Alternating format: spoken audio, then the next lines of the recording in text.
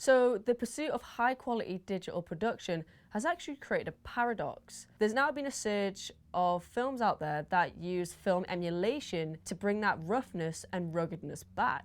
In the early 2000s, this digital high quality filmmaking was a novelty. It was almost a spectacle. Filmmakers and audiences celebrated this new wave of clean looking films. But this digital perfection soon showed its limits. Many people were saying that it looked emotionless, sterile, and flat.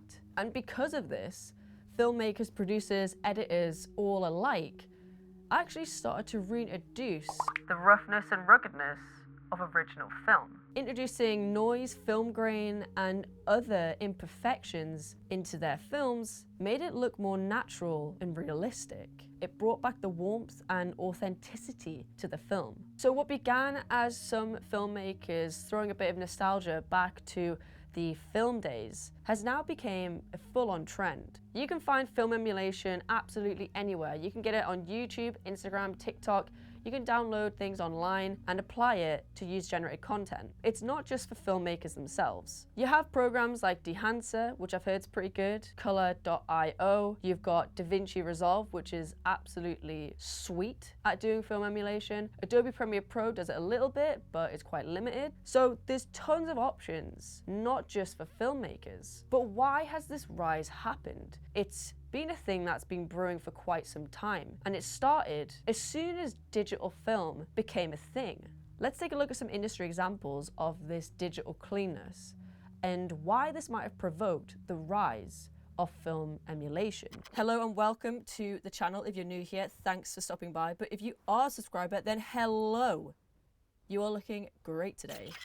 The Marvel Universe exemplifies industry standardization in its purest form. Films such as Captain Marvel and Ant-Man share a uniformed visual grammar, flat midtones, grey-blue palettes, and weightless CGI that seems detached from physical space. These visuals are not the product of directional expression, but the outcome of rigid VFX pipelines, house LUTs, and template-based workflows that ensure tonal consistency across the franchise. It reflects an industrial workflow aesthetic where creative decisions are subordinated to production efficiency. The visual outcome is actually therefore a byproduct of the system itself. The result is a spectacle without texture or emotion. Steven Shaviro's theory of post-cinematic effect helps explain this sensation. While the film delivers overwhelming visual information, they fail to produce lasting emotional impact. The viewer is saturated but not moved. Adorno and Horkheimer's critique of the cultural industry remains a strikingly relevant example here. Mass production prioritizes predictability, recognizability, and profit.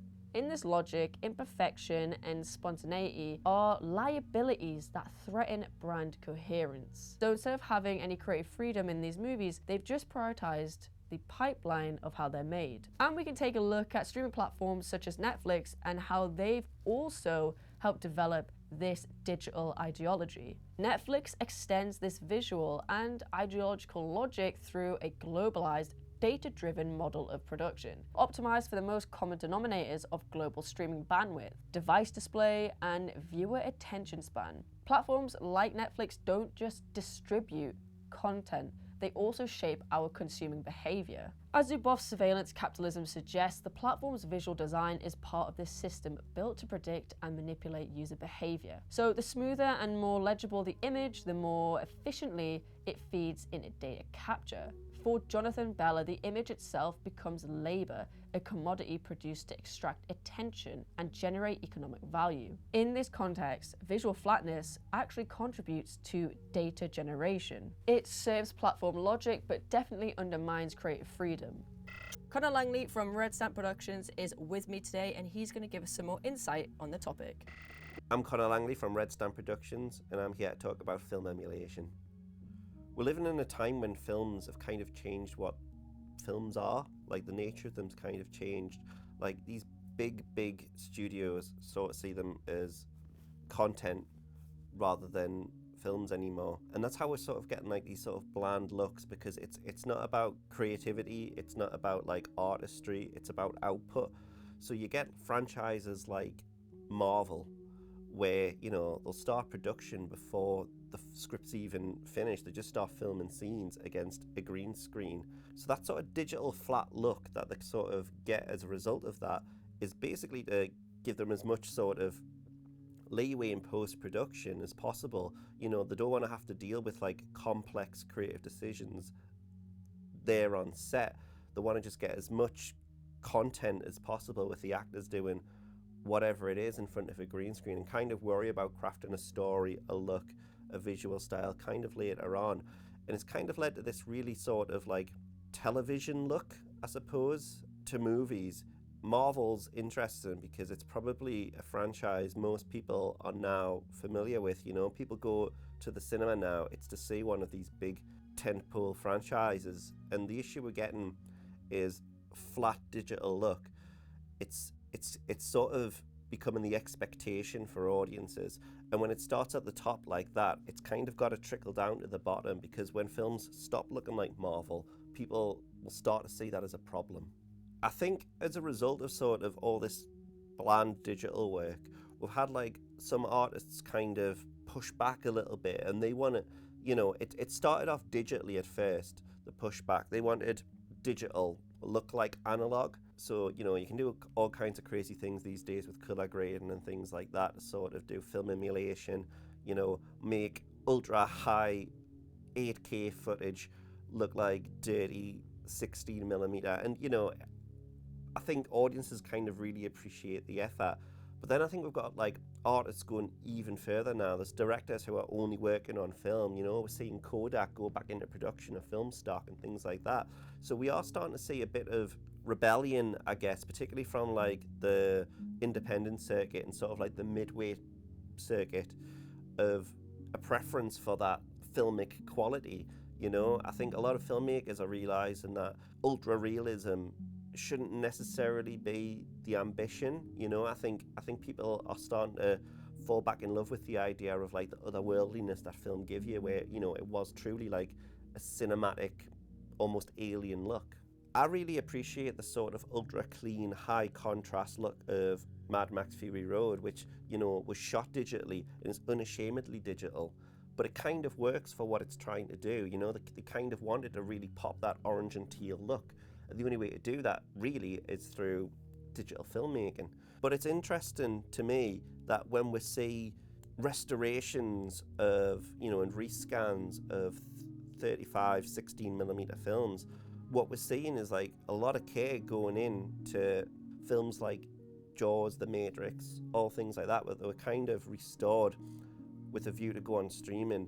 And one of the sort of key points in that pipeline was to sort of smooth it out and denoise it, you know. But now as we're seeing the sort of next wave of that with like these sort of like collectors 4K restorations and all that kind of stuff, we're seeing a lot of care going up with these people who restore the films to sort of preserve the film grain and preserve the sort of natural elements that and imperfections of the film, rather than trying to smooth them back out. I think it's difficult actually to tell between what's actually film stock and what's film emulation when it's done really well. You know, like I see things like Everything Everywhere All at Once, which has got this beautiful sort of grainy texture to it. But then I think of like the budget that they had, would it have been feasible for them to shoot on film? So my guess is that it was likely shot on digital and then emulated to look like film. I'm not 100% sure, but I suppose it's kind of opened up this new craft and this new sense of artistry, where there's these amazing digital colorists who specialize in just making things look analog, and they're doing a great job with it. So these examples have shown us how this digital sheen has actually made us be more drawn towards imperfections in film emulation. And as a society, we are drawn to the imperfections. It actually helps us strive towards growth and possibly achieving perfection. It gives us a goal. But when those goals have been met, where do we go? It seems quite funny that we have achieved the cleanest and sharpest digital filmmaking tools out there, yet we prefer ones that look a little bit imperfect. And I think that says a lot about the human race as a whole.